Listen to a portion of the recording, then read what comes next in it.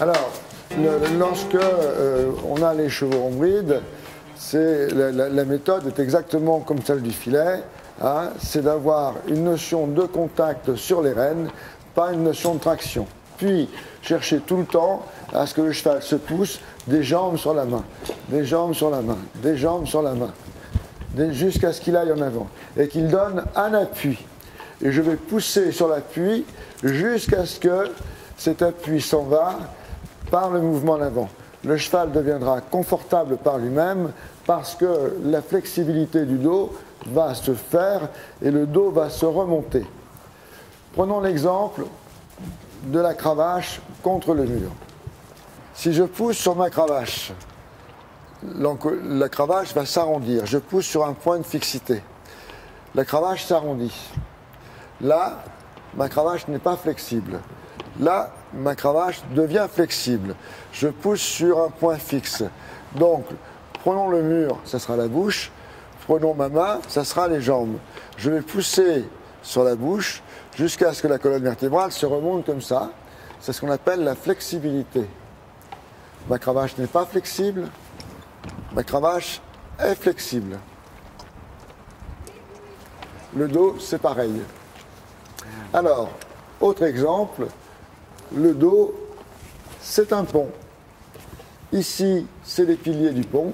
Ici, c'est les piliers du pont. Tous les ponts sont plutôt ronds sur le dessus. Parce que si le pont était plat, il ne tiendrait pas. Si le pont était creux, ça ne tiendrait pas non plus. Donc, il faut toujours rechercher à ce que le dos remonte par l'intermédiaire des jarrets sous la masse.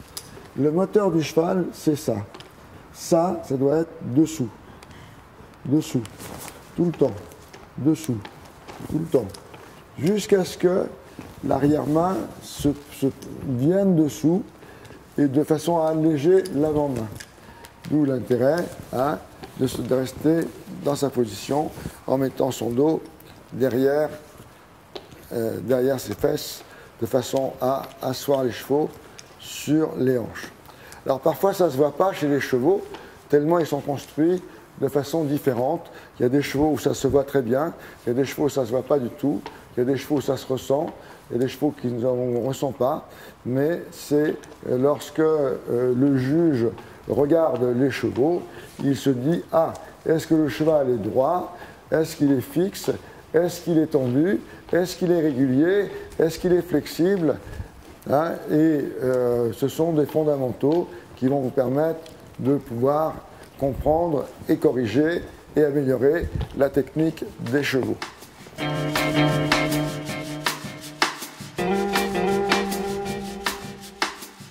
Dans les reprises de dressage, il n'est pas rare de voir des reculés de 3 à 5 pas dans les petites reprises pour simplement favoriser l'équilibre et la mise en main des chevaux. Ça, c'est important. Ça fait partie du dressage et tout ce que l'on fait sur les chevaux, c'est un acte de dressage, bon ou mauvais. Ça permet d'améliorer techniquement, et ça c'est un bon mouvement puisque ça permet d'améliorer techniquement les chevaux et que lorsque le cheval fait une faute d'orthographe, c'est-à-dire qu'il fait une petite faute physique, eh bien on s'arrête, on fait 1 ou 2 pas de reculer, ça permet de remettre le cheval en situation de travail assez rapidement lors d'une détente ou d'une préparation.